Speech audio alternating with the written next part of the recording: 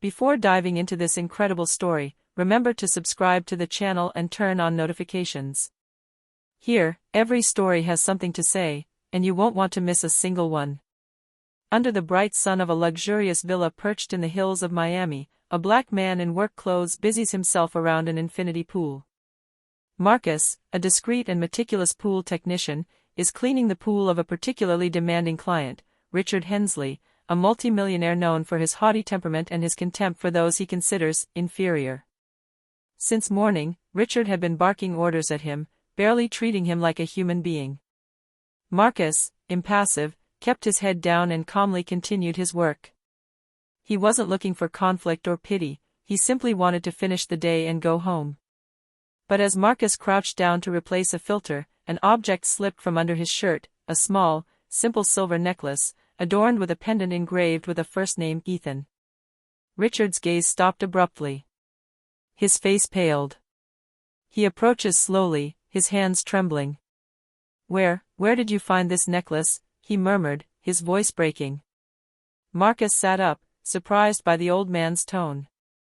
"That's all I have left of my son," he replied simply. Richard staggered, overcome by dizziness. This necklace, it was the same one his own son had worn, who had disappeared more than 15 years earlier in a tragic accident. The same model, the same engraving, the same first name. The millionaire recoils, shaken. His mind wavers between shock, hope, and fear. What if this man, this simple pool maintenance worker whom he despised a few minutes earlier, held the key to a past he thought was lost forever? Silence fell abruptly around the pool. The warm wind that caressed the palm trees seemed to have stopped, frozen by the tension that had just arisen. Richard Hensley, a millionaire known for his arrogance, stood there, his eyes fixed on the small silver necklace Marcus wore around his neck. This simple piece of jewelry had just cracked the icy armor of a man accustomed to dominating the world. "Repeat what you just said," he stammered. Marcus frowned, bewildered. "I said that it was my son's necklace. He died years ago." Richard felt a shiver run down his spine. The engraved name Ethan resonated in his mind like a thunderclap. That name was that of his own son, who disappeared at the age of 5 in a boating accident on the coast of the Keys. The rescue teams never found the body. The old man slowly approached Marcus, his gaze filled with conflicting emotions. What was your son's name?" "Ethan. Ethan Williams." Richard felt his legs give way. Same first name. Same necklace. Same look. He observed Marcus more closely, the square jaw, the deep eyes, the same intensity his little boy had. A long-buried pain resurfaced, brutal, heartbreaking. Marcus, for his part, was beginning to feel uneasy. He didn't understand why his client, this cold and authoritarian man, suddenly seemed so upset. "Mr. Hensley, is everything all right?" he asked, concerned. The millionaire looked up at him, wavering between anger and despair. "Where did you get this necklace? Speak." "It's a keepsake from my son. He left it for me before cancer took him." A heavy silence fell. Richard stepped back, unable to speak. So it wasn't his son. Not the one he had lost. But then, why this particular necklace? Why this first name? His heart was pounding. He couldn't ignore this coincidence. He suddenly remembered, years ago, before the tragedy, he had 2 identical necklaces made, one for his son Ethan, and another for the child of their nanny, a young black woman named Grace Williams. The 2 little boys played together every day, inseparable. Richard slowly raised his eyes to Marcus, and his world crumbled. "Your mother, was her name Grace?" Marcus remained petrified. "Yes, how do you know that?"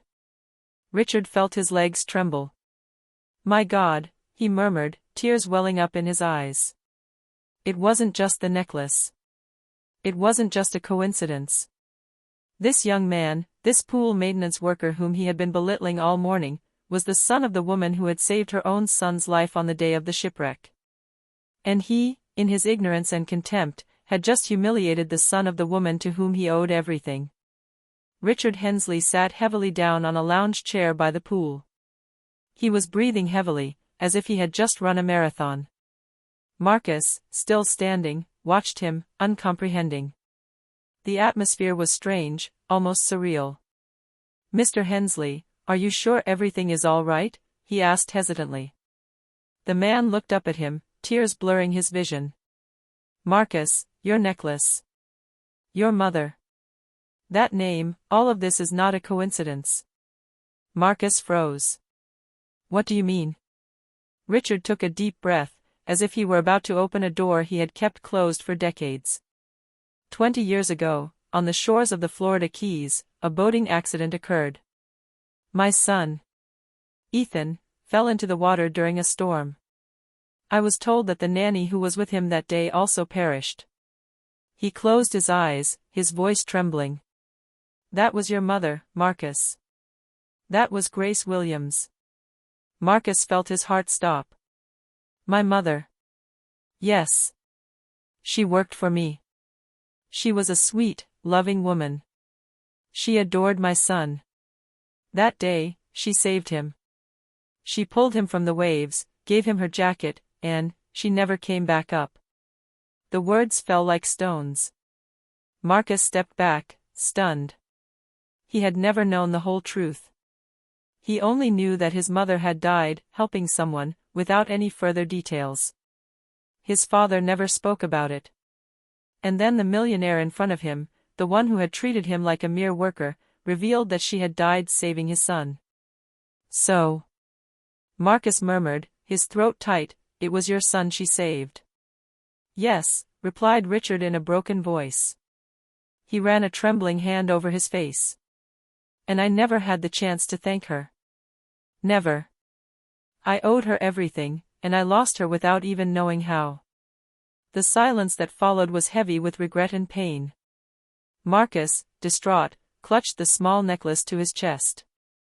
"My mother always said that true wealth is what you do for others, not what you own."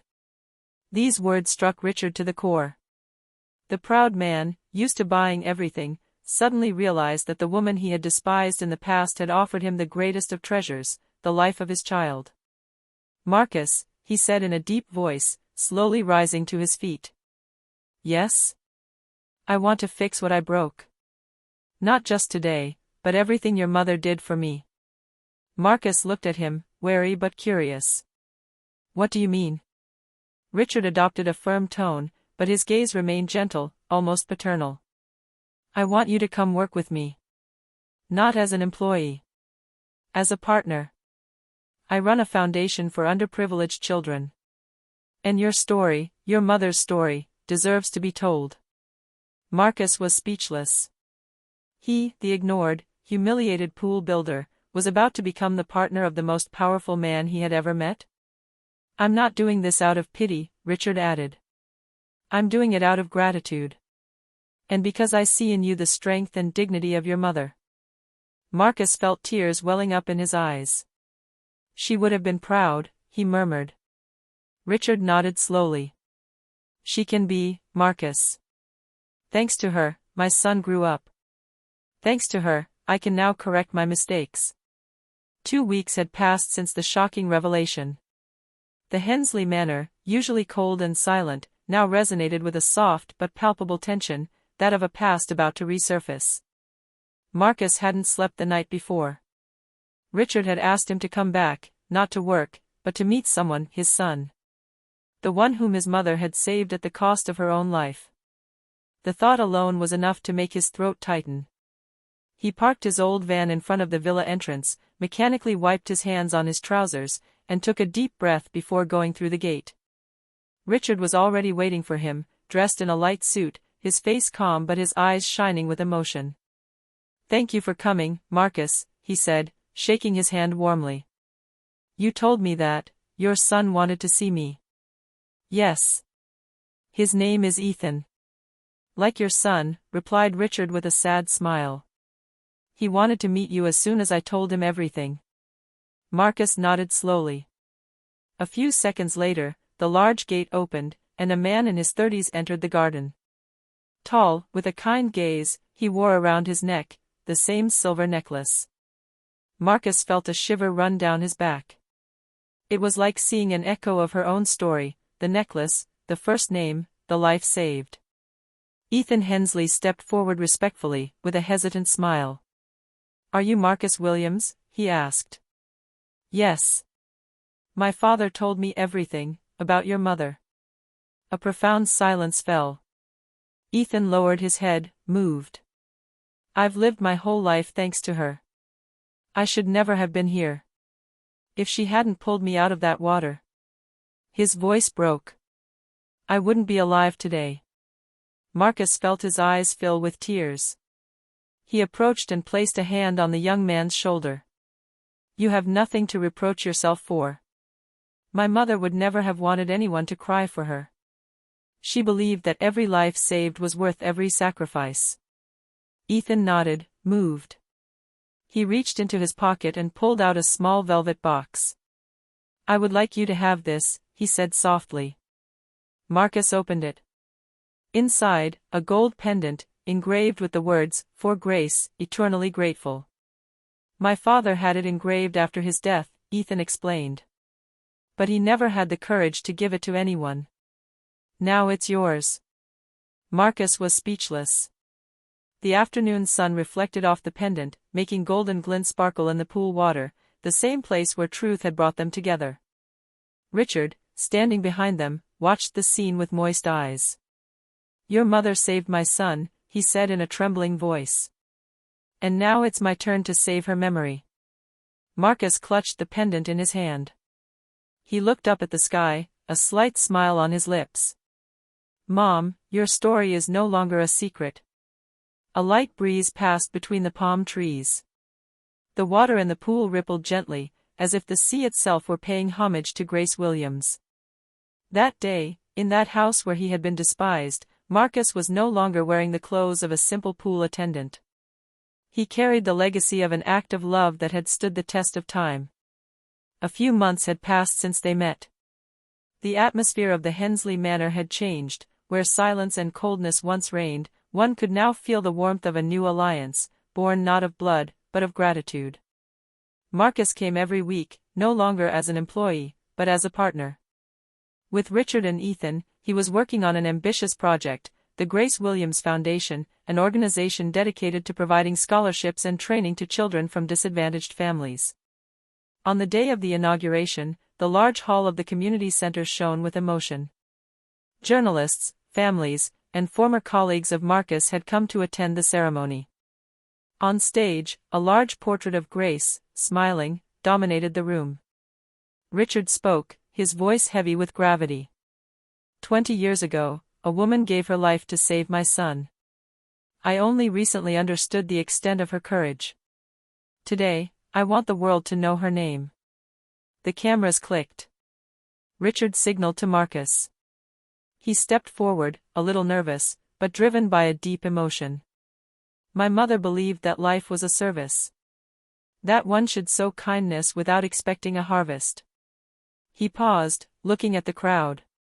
"She never sought glory, but today, she deserves it. This foundation will bear her name, to remind us that true heroism doesn't always wear a uniform." Applause erupted. In the room, several children from the neighborhood held signs that read, "Thank you, Grace." Ethan then approached the microphone, holding a small wooden box in his hands. "Marcus," he said, smiling, "I think this is coming back to you." He opened the box. Inside, the silver necklace, Grace's, rested on a blue velvet cushion. "I had it restored," Ethan explained. "It symbolizes the bond that unites us." Marcus, moved, nodded his head. "This necklace has stood the test of time, like my mother's love." He put it around his neck, to applause. Richard, his eyes misting over, placed a hand on her shoulder. "You know, Marcus, when I first met you, I was an empty man. A prisoner of my regrets and my pride. Thanks to you, thanks to her, I understood that true wealth has nothing to do with money. It's here," he said, placing his hand on his heart. A respectful silence fell. Even the most skeptical sensed that they were witnessing something rare, a sincere redemption. After the ceremony, Marcus remained alone for a moment in front of his mother's portrait. "Mom, your courage has changed our lives," he murmured. "I promise you that your name will never be forgotten again." The setting sun streamed through the stained glass windows of the center, illuminating Grace's face in the photograph. Marcus smiled. For the first time, he felt that the circle was complete, that the pain, the shame, and the loss had given way to something greater, peace. 10 years later. One summer morning, the Miami sky shone with a tranquil blue. In front of a vast building with modern lines, children of all backgrounds laughed, playing in the courtyard of a brand new center. On the facade, in gold lettering, one could read, "Grace Williams Foundation, where dreams are reborn." Marcus, now peacefully in his 50s, watched the scene from a balcony. His face bore the marks of time, but also that serenity characteristic of those who have accomplished their mission. Around him, the walls were covered with photos, faces of children who had become engineers, doctors, artists. They all had one thing in common: their journey had begun here, thanks to the foundation he had built in homage to his mother.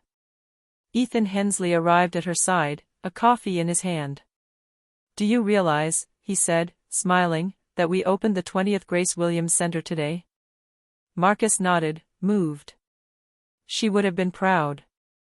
"Not of us, but of them," he replied, pointing to the children. "It is for them that she lived.